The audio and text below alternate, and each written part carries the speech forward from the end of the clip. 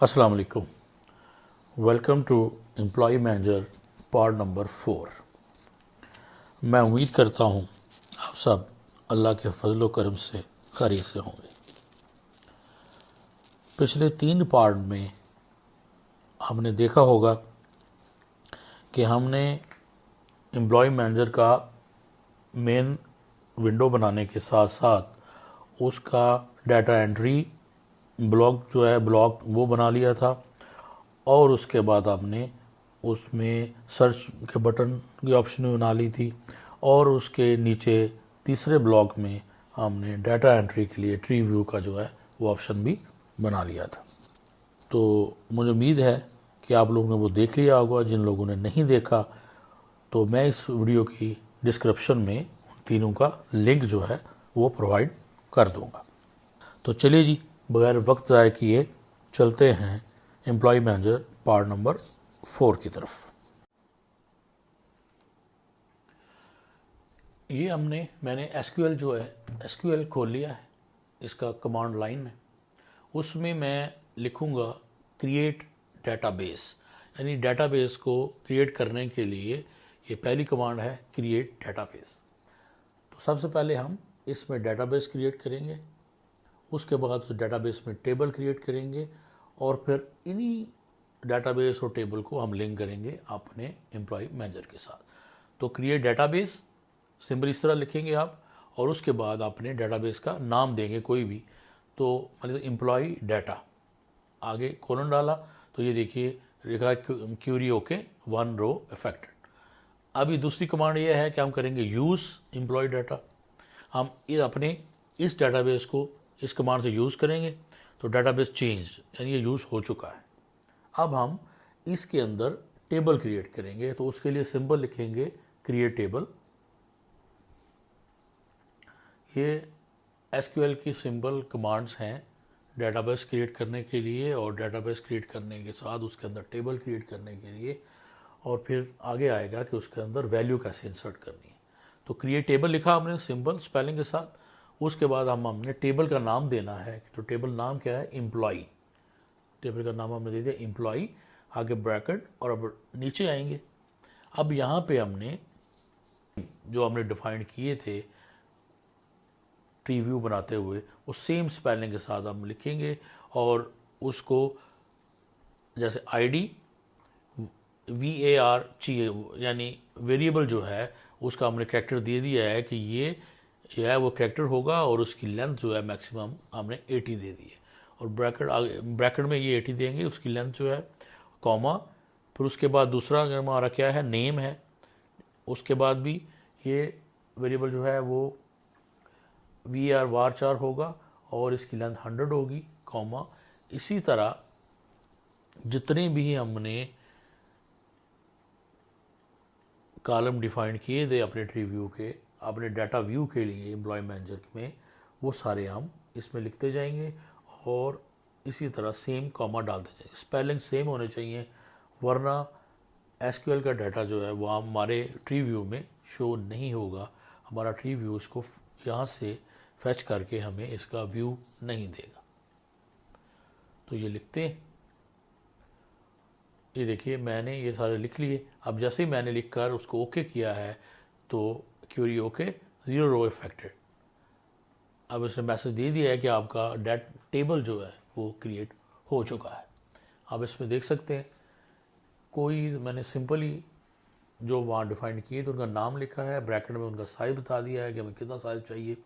ये कम ज़्यादा भी कर सकते हैं, और एंड पे जाके उसके बाद फिर ब्रैकेट क्लोज और कोलन डालेंगे, और फिर ये हमारा कंप्लीट वैल्यू जो है हमारे कॉलम्स को क्लोज करेंगे। तो जैसे एंटर करेंगे, अभी हम आ जाते हैं, हमारा वहाँ पे क्रिएट हो गया है। अब हम आ जाते हैं वापस पाइथन की तरफ। अब यहाँ पे हम क्रिएट करेंगे फंक्शन ब्लॉक।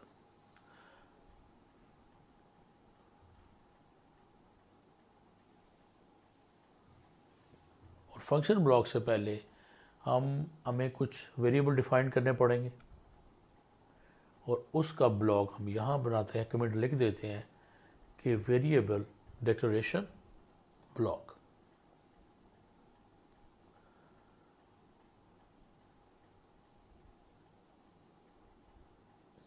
Block close. इसके दरमियान में एक कमेंट इसलिए लिख रहे हैं ताकि, क्योंकि हमारे कोड जो हैं वो बहुत सैकड़ों में चले जाते हैं लाइंस, तो ताकि हमें ईजिली पता चल जाए कि ये ब्लॉक किसके लिए, इस कोड जो है वो किसके लिए इस्तेमाल हो रहे हैं।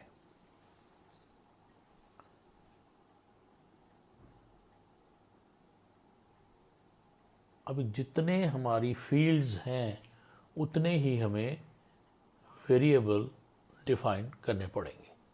तो सेल्फ लगाएंगे हर एक के साथ।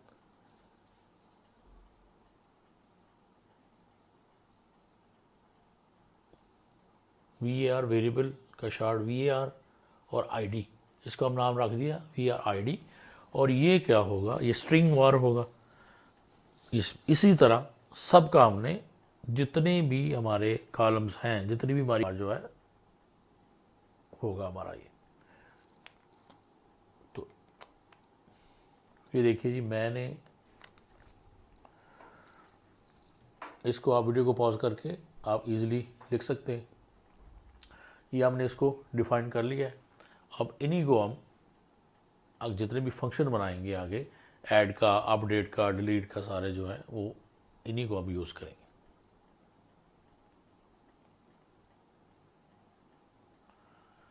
एक और चीज़ हमने करनी है कि जितनी भी हमारी एंट्री फील्ड्स हैं, ये देखें मैंने उनको एंट्री फील्ड जितनी भी हैं उसके अंदर हम टेक्स्ट वेरिएबल की जो कमांड है वो भी लिखेंगे, यानी text टेक्स्ट वेरिएबल पूरा बगैर स्पेस के। और आगे हमने ऊपर जो डिफाइन किया है सेल्फ डॉट var id, यानी ये जो एक लाइन मैंने लिखी है text variable equal self dot already हमने जो डिफाइन किया है, ये जितनी भी हमारी एंट्री फील्ड्स हैं ये सारे वहाँ पे हमने लिख देने हैं केयरफुली, ताकि जब हम ऐड का फंक्शन बनाएंगे तो ये यहाँ से ही डाटा लेकर अपनी अपनी जो जो फील्ड होगा, जिस कॉलम में होगा, वहाँ पे उनको सेव करेगा।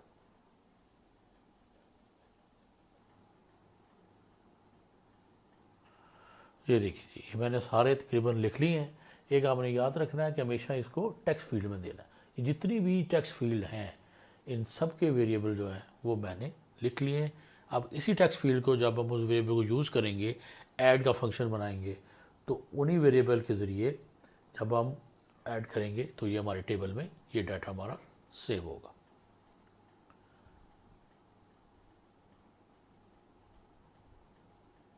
नीचे आ जाते हैं जहाँ पे हमने कमेंट लिखा था फंक्शन ब्लॉक वाला, डाटा कर दें और इसको हम उसमें पास कर देंगे सेल्फ को।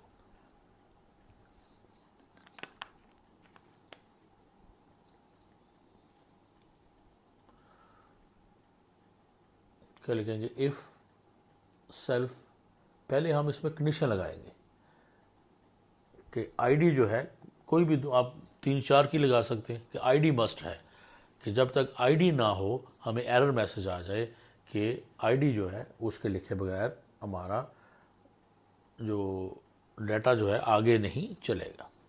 तो if self dot variable ID dot gate, अगर उसमें कुछ भी ना हो, यानी वो ब्लैंक हो, तो फिर मैसेज क्या है हमें मिलना चाहिए,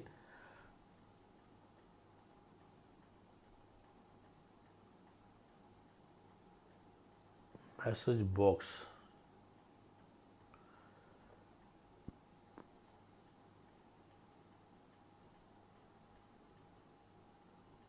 ये एरर आ रहे हैं, ऊपर देखेंगे कि इसको हमने मॉड्यूल में एक्सपोर्ट किया हुआ है कि नहीं, लेकिन नहीं किया हुआ तो यहाँ पे हम पहले इसको इंपोर्ट कराएंगे, उसके बाद नीचे फिर ये यूज़ कर सकते हैं। तो from tkinter import message box, ये सिंपली एक लाइन आप यहाँ पे लिख देंगे, इसको हम इंपोर्ट कर लेंगे टिकेंटर से। तो अब जब हम नीचे जाके मैसेज बॉक्स लिखेंगे तो हमारा एरर जो है ये हमें नहीं देगा। अब देखें, अब जैसे ही हम इसको मैसेज बॉक्स लिखते हैं तो हमें ये ऑप्शन दे देगा मैसेज बॉक्स। अब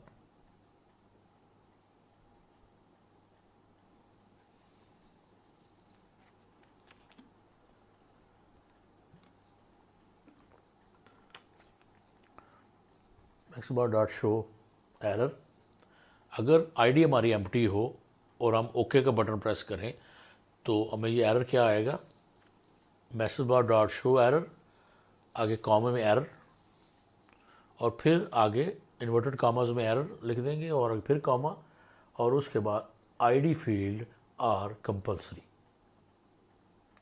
या कोई भी यहाँ पे मैसेज डाल दें कि please write ID field to proceed या ID field are compulsory.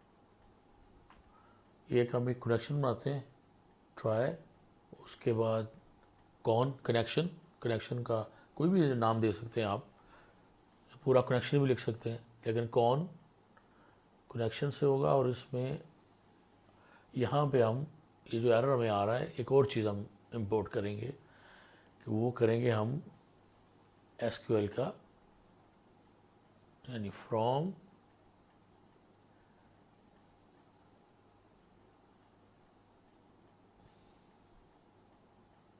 Okay import my SQL, देखिए नीचे ऑप्शन आ गई है हमारे डॉट कनेक्टर, यानी एसक्यूएल के साथ एक कनेक्टर इंपोर्ट हम करते हैं। ये एक लाइन लिखते हैं तो फिर हमें नीचे वो एरर नहीं आएगा, हमें ऑप्शन मिल जाएगी। तो कौन माई एसक्यूएल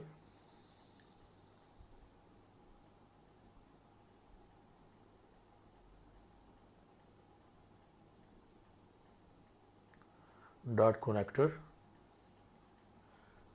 डॉट कनेक्ट, यानी कौन हमने वेरिएबल खुद से बनाया है, उसके अंदर हम स्टोर करें कि my SQL dot connector dot connect. आगे में हम इसमें ऑप्शन देंगे कि अपना होस्ट देंगे, उसके बाद पासवर्ड होगा, हमारा डेटाबेस के साथ हमने इसको कनेक्ट करना है तो उसमें यूज़र होगा, यूज़र नेम आएगा। उसके बाद हम इसको अपने डेटाबेस का नाम भी देंगे, यूज़र नेम, पासवर्ड और फिर डेटाबेस का नाम, पासवर्ड और डेटाबेस। यहाँ पे हम फिलहाल इनको ब्लैंक छोड़ते हैं। ये हमारा कनेक्शन को हमने डिफाइन कर लिया है कि ये 4 चीज़ें हमें देनी पड़ेंगी एसक्यूएल के साथ कनेक्ट करने के लिए। माई एसक्यूएल, यहाँ पे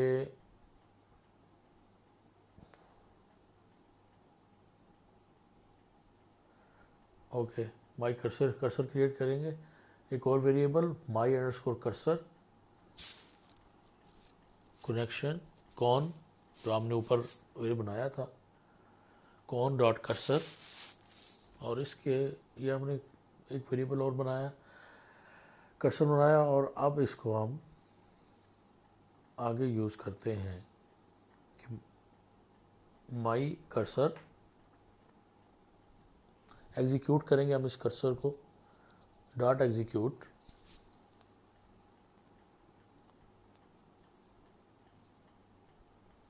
तो माई जो कर्सर है वो किसको एग्जीक्यूट करेगा। ओके यहाँ पे हम कमांड लिखेंगे कि डाटा इंसर्ट की कमांड, MySQL की कमांड होती है, सिंबल लिखते हैं इंसर्ट इनटू, आपने किस में डाटा इंसर्ट करना है। वो याद होगा कि हमने MySQL में डेटाबेस क्रिएट किया था और उसके अंदर टेबल क्रिएट किया था जिसका नाम था एम्प्लॉय। तो इंसर्ट इनटू किसमें, एम्प्लॉय में इंसर्ट करेंगे। इंसर्ट क्या करेंगे, वैल्यूज़, और यहाँ पर हम अब इसकी वैल्यूज़ देंगे, ये %s। अब जितने हमारे कॉलम हैं उतनी हमने ये सेम %s लगाना है। ये देख लें, अब इसको काउंट कर लें और इतनी बार हमने %s कॉमा, ये एक पैटर्न है, बिल्ट इन एक फंक्शन है, बिल्ट इन एक फंक्शन है एसक्यूएल में डाटा इंसर्ट करने के लिए। समझ नहीं भी आएगा कोई मसला नहीं है, मुझे भी कोई समझ नहीं है, बस इसको सीधा इसी को रट्टा मारना है कि कनेक्शन बनाना है, फिर कर्सर बनाना है और कर्सर एग्जीक्यूट होगा और उसमें सेम ये कोड लगेगा डाटा एंट्री के लिए। तो जितने हमने कॉलम बनाए हैं उतनी बार जो है हम परसेंटेज एस इसको लिखेंगे। अब नीचे आएंगे, अब ऊपर हमने डिफाइन कर दिया है। अब यहाँ पे आपने ये देखना है कि वो डाटा कहाँ से लेगा, यानी जब हमने डाटा इंसर्ट तो करना है टेबल पे, लेकिन डाटा लेगा कहाँ से, हमारी फील्ड कौन सी है। तो ये फील्ड हमने ऑलरेडी डिफाइंड की हुई है, ये सारी हमें वहाँ चाहिए। तो इन सब को कॉपी करके तो वहाँ पे हम करेंगे पेस्ट, और इन सब को ले जाएंगे बिल्कुल एग्जैक्ट उसके नीचे।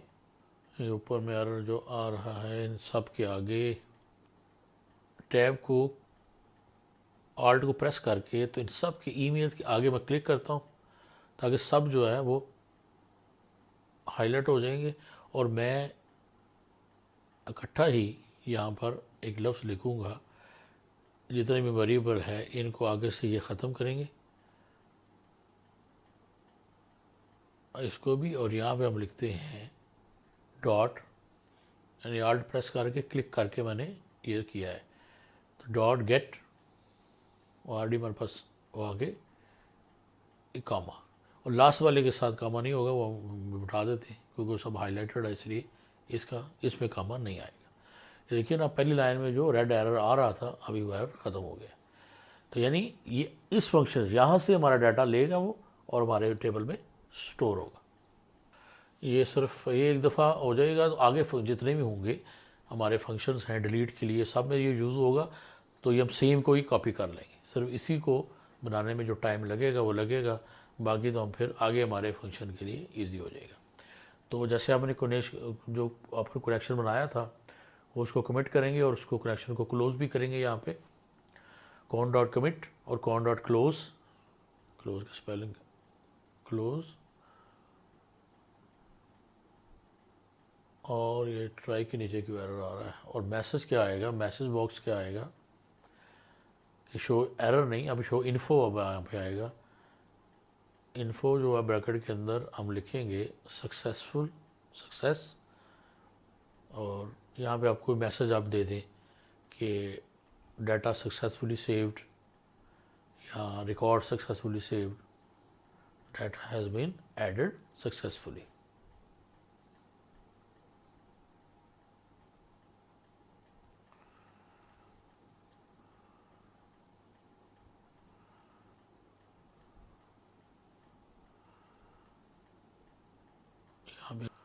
ये जो कोड में लिखा है curly bracket str into ES bracket close and parent into self dot root, तो ये जो मैसेज होगा हमेशा हमारी मेन रूट में, हमारे पेरेंट रूट के बिल्कुल मिडल में ये शो होगा मैसेज। तो ये हमने मैसेज बाद शो करा दिया। अगर कोई एरर होता है इन केस तो हमें ये मैसेज आएगा। तो ये हमारा फंक्शन हुआ कंप्लीट। अब इस फंक्शन को ऐड डाटा को कॉपी करते हैं और इसको हम लगाते हैं ऐड बटन के साथ। ये हमारा ऐड बटन है। टेक्स्ट से पहले यहाँ पे हम लिखेंगे command equal self dot add data.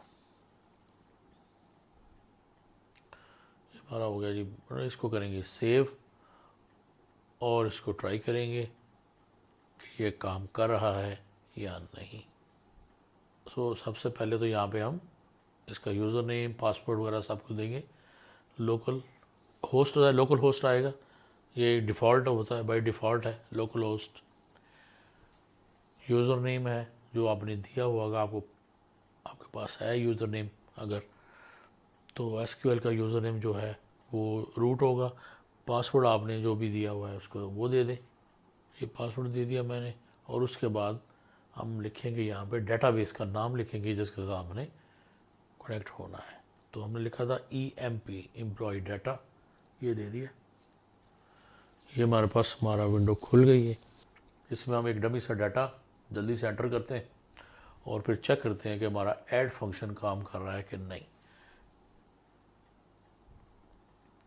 Connection में इसको एसक्यूएल के साथ कनेक्ट करना, कनेक्शन अगर हमारा काम कर रहा होगा तो हमारे लिए इजी हो जाएगा बाकी डिलीट और रीसेट और अपडेट का, क्योंकि डिलीट हम अपने डेटाबेस से ही डिलीट कराएंगे तो हमारे यहाँ से भी डिलीट होगा। तो हम जल्दी लिख देते हैं number ID employ number 1, employ name Abdul Rahman, PRO, joining date, male, country, यहाँ पे हम लिख देते हैं इंडिया। ओके, अभी हम करते हैं ऐड। जब हमने ऐड किया, something went wrong, not enough parameter for the SQL statement. इसका मतलब है कि हमने जो एसक्यूएल स्टेटमेंट लिखी है उसके अंदर कोई एक कॉलम जो है वो नॉट एनफ पैरामीटर्स, वो कम है। ये हमारा एरर जो है वो हमें देखना पड़ेगा जाकर कि एरर आ क्यों रहा है। इसकी कमांड लाइन है, पासवर्ड डालेंगे और ये हमारा एसक्यूएल ओपन होगा। यहाँ पे हम लिखेंगे use employ data, database change, और हम यहाँ पे हम देखते हैं सिलेक्ट, ये सिलेक्ट स्टैटिक फ्रॉम, किससे हमने कौन सा टेबल देखना है, एम्प्लॉय, और करेंगे एंटर। ये देखिए यहाँ पर डाटा तो सेव हो चुका है, ठीक हो गया। अब यहाँ पे सिंपल एक जो है एक कम था यहाँ पे जो हमने, तो इसलिए वो वहाँ पे एरर दे रहा था। अभी मैंने उसको कंप्लीट करके तो किया है, तो ये हमारा डाटा प्रॉपर हमारा वहाँ पे शो हो रहा है। अब ये हमारा, अब एक और फंक्शन हम यहाँ पे बनाएंगे कि अभी हमारा डाटा ट्री व्यू में नहीं हो रहा, अभी डाटा हमारा सिर्फ एसक्यूएल टेबल में सेव हो रहा है। तो यहाँ पे हम फंक्शन बनाएंगे कि जिससे हमारा ट्री व्यू है जो है वो डाटा एसक्यूएल से लेकर हमें वहाँ पे शो कराएगा अपने ट्री व्यू में। तो इसका नाम अब गेट डाटा रख दें, फैच डाटा रख दें, कुछ भी डाटा रख दें। तो हम इसी को ऊपर से सेम इसको कॉपी करेंगे, सेम इसको कॉपी करते हैं और यहाँ पे करते हैं इसको पेस्ट, ये सेम ही आएगा माई कर्सर तक। और उसके बाद आगे हम फर्दर जो है वो लिखते हैं कि माई कर्सर डॉट एग्जीक्यूट, यहाँ पे एग्जीक्यूट होगा जैसा कि ऊपर फंक्शन में हमने ये डिफाइन किया था, यहाँ पे भी डिफाइन करना होगा।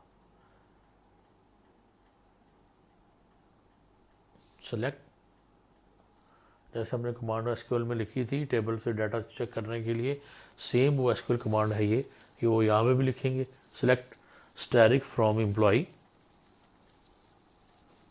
एम्प्लॉय को हमने सेलेक्ट कर लिया और वहाँ से हमने डाटा लेना है। अब इसको हमने ऐड नहीं करना, हमने वहाँ से डाटा एक्चुअली लेना है। तो यहाँ पे हम एक और वेरिएबल डिफाइन करते हैं, नाम रख देते हैं rows, rows equal my cursor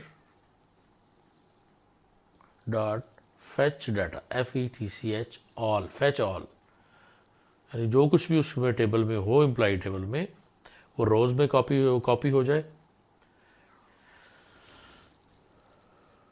और रोज से फिर हम जो है आगे अपने ट्री व्यू में इसको लेके चलेंगे।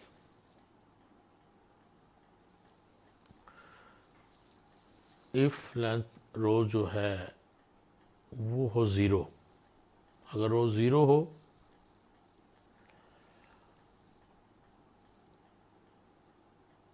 तो self data table dot delete,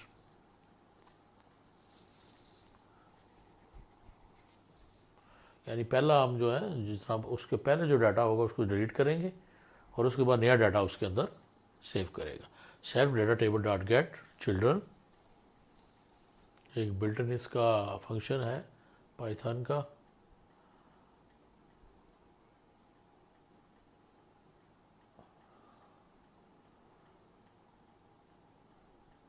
उसके बाद हम फॉर लूप लगाएंगे, फॉर आई इन रोज जो आपने ऊपर डिफाइन किया हुआ है, self dot data table insert, ये डाटा टेबल हमने ऊपर डिफाइन किया हुआ है जो हमारा नीचे ट्री व्यू वाला ब्लॉक है, उसका नाम ही डाटा टेबल है, हमने वो पूरा किया था। इन्वर्टेड कामास डॉट एंड और वैल्यू इसकी हम आई कर देंगे। फॉर आई इन रोज, आई हमने डिफाइन किया है, आई की जगह पे कुछ भी नाम रखा जा सकता है, आई ज़रूरी नहीं है। ये रोज़ वो आ रहा है जो ऊपर हमने रोज़ डिफाइन किया है। और यहाँ पे हम कनेक्शन को कमिट करेंगे और उसको कनेक्शन को क्लोज भी करेंगे। डॉट क्लोज,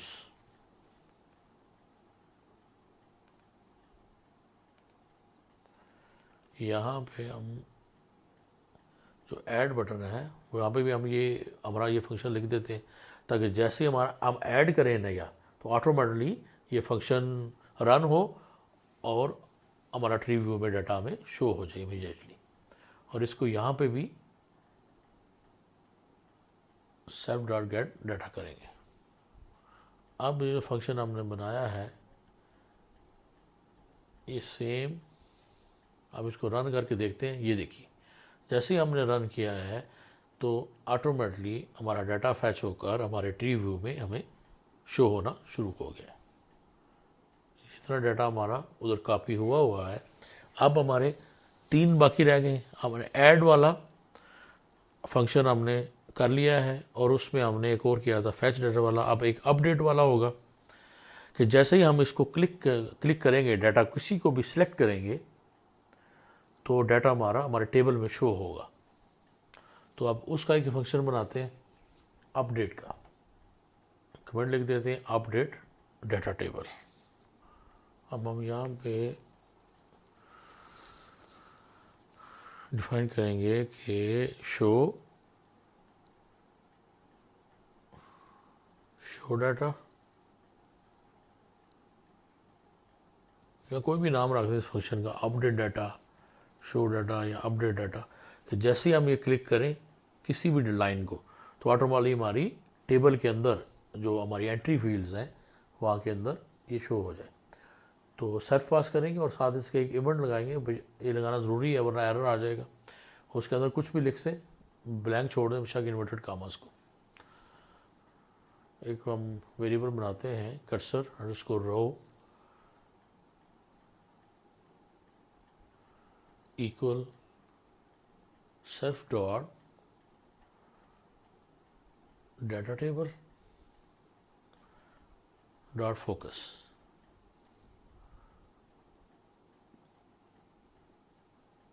और एक आप यहाँ पे हम कोई भी रख दें कंटेंट। ऐसे एक और वेरिएबल बना लें content equal self dot data table dot item. और यहाँ पे हम ऊपर जो हमने डिफाइन किया था उसको पास कर देंगे कर्सर रो। और यहाँ पे एक और बनाते हैं रोज के नाम से बना लें रो इक्वल कंटेंट। उसमें हम यहाँ पे क्या चाहिएगा हमें वैल्यूज़,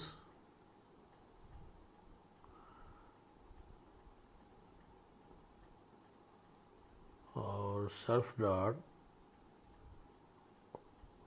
हम किसके ज़रिए हम कहते हैं वैल्यू और आईडी, यानी आईडी के ज़रिए जो है हम इसको पूरे डाटा को लेंगे। आईडी के आईडी डॉट सेट रो 0, यानी इसका 0 से जो रो हमारी 1 पे है वो एक्चुअली 0 से स्टार्ट होगी। यानी अगर हमारे कॉलम 4 है तो उसको हमारे 1 2 3 4 नहीं, वो 0 1 2 3 इस तरह होंगे। तो इस सारे को यहाँ से हमें चाहिए ये पूरा, इसको कॉपी कर लें और यहाँ पे इनको पेस्ट कर देते हैं, या बल्कि ये वाले कॉपी करते हैं और वहाँ पे जाकर हम इनको पेस्ट कर लेंगे। आईडी सेट रो 0 इस तरह हम इन सब के आगे, अब मैं आल्ट प्रेस करके इन सब को क्लिक करता हूँ और इकट्ठा ही एक दफ़ा ही इन सब को डिलीट करके उनके आगे हम डॉट सेट और रो और आगे हम इनको कॉलम का नंबर देते जाएंगे 16 17 और 18। हमारे टोटल फील्ड्स हमारी कंप्लीट हो गई। तो ये फंक्शन जो है हमारा तकरीबन कंप्लीट हो गया है। तो इंशाल्लाह इसको हम चेक करेंगे और फिर वीडियो काफ़ी लंबी हो गई है तो इंशाल्लाह बाकी के जो 2-3 फंक्शन इसके रह गए हैं सर्च वाला और डिलीट वाला वो हम अगली वीडियो में कंप्लीट करेंगे। और हमारा इस तरह हमारा ये 5वां पार्ट जो है उसमें हमारा एम्प्लॉय मैनेजर तकरीबन कंप्लीट हो जाएगा और ये फ्रीली अवेलेबल होगा। अगर किसी को ये चाहिए तो आप मुझे डायरेक्ट ईमेल करें या कम्युनिटी जो टैब है उसमें हमारा ईमेल सेंड कर दें, कमेंट कर दें उसके अंदर, तो मैं ये आप लोगों को इसका लिंक जो है वो प्रोवाइड कर दूँगा। इसका फंक्शन हमारा कंप्लीट हो गया। अब इसका फंक्शन को यहाँ पे कॉल करते हैं। फंक्शन हमने बनाया था self dot data table dot bind. हाँ, इसको बाइंड करेंगे, कॉल नहीं करेंगे बल्कि इसको बाइंड करेंगे, टेबल डॉट बाइंड। आगे जो मैं लिख रहा हूँ ये सेम इसी तरह लिखना है, ये भी बिल्ट इन इसका एक फंक्शन है। बट हमारे डाटा टेबल को हमने बाइंड किया है और सेल्फ डॉट गेट डाटा अभी हमने जो फंक्शन बनाया था वो हमने यहाँ पे उसको कॉल कर दिया है। मेरे ख्याल में इस फंक्शन में कोई एरर है तो ये काम नहीं कर रहा, तो वीडियो ऑलरेडी बहुत लंबी हो चुकी है, तो इंशाल्लाह देखते हैं फिर इसको अगली वीडियो में। तो तब तक के लिए इजाज़त दें, इंशाल्लाह फिर इसकी फाइनल वीडियो में मुलाकात होती है। इस फंक्शन को भी रेक्टिफाई करेंगे और बाकी को भी इंशाल्लाह फाइनल करेंगे। अपना बहुत ख्याल रखें। अल्लाह हाफ़िज़।